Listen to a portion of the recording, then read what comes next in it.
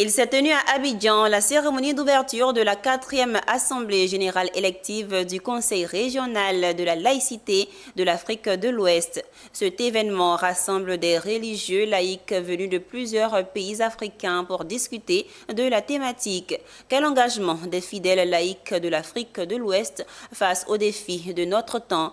Une rencontre qui va mettre en relief des réflexions sur le rôle crucial des laïcs dans un contexte de défis socio-politiques et économiques.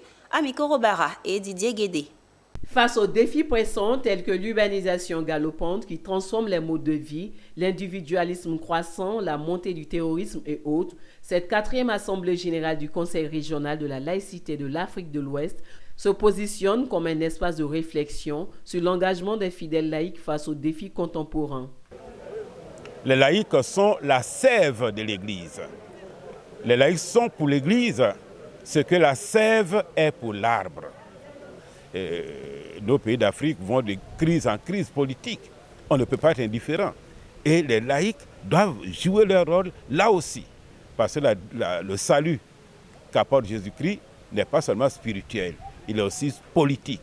Il est aussi social. Le président de la commission épiscopale pour l'apostolat laïque a souligné l'importance de l'universalité de l'évangile et l'appel pour les laïcs à vivre leur foi dans tous les aspects de la société. Ne pas être indifférente aux défis qui se présentent à l'homme africain aujourd'hui, parce que l'Église n'est pas en dehors de la cité, l'Église est dans la cité.